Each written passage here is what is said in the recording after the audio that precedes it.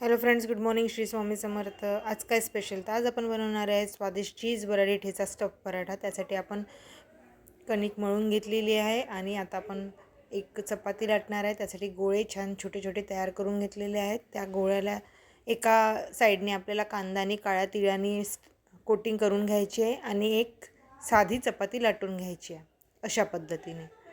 तर ही आपली एक चपाती झाली आहे, जिच्यावरून आपण कोट केलेला आहे कांदा आणि काळ्या तिळांचं. आता आपण दुसरी चपाती बनवणार आहे, जी स्टफ करू आहे. त्याच्यामध्ये आपण वराडी ठेचा आणि चीज.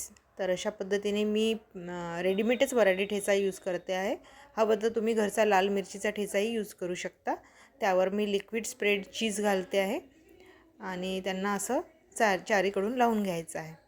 हे असं दिसेल त्या पद्धतीने. वरून आपल्याला ही दुसरी चपाती ठेवून त्याला पॅक करून घ्यायचं आहे चारीकडून, जेणेकरून ते बाहेर निघणार नाही. आपला तवा झालेला आहे गरम, त्यावर टाकलेलं आहे पण बटर. तुम्ही हवं तर तुम्ही तेलही घालू शकता.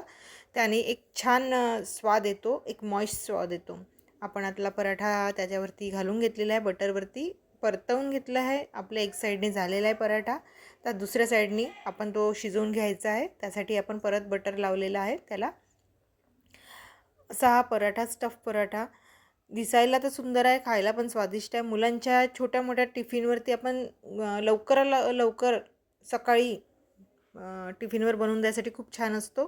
आणि घरी पण एखादा चायसोबत नाश्ता करायलाही, छोटी मोठी भूक भागवायलाही खूप छान आहे. दिसायलाही तो सुंदर दिसतो, पण खायला पण खूप स्वादिष्ट आहे आणि झटपट बनतो.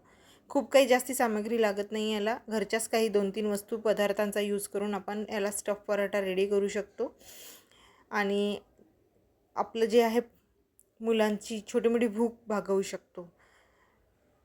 अशा पद्धतीने हा आपला स्टफ पराठा रेडी झालेला आहे. बघा, दिसतो किती छान आणि बिलकुल अगदी अलगद तुटतोही आहे. आणि बघा, वाव, अशा प्रकारे तुम्ही त्याला दह्यासोबतही सर्व करू शकता. अगदी सुंदर आणि टेस्टी, हेल्दी, बिलकुल परफेक्ट.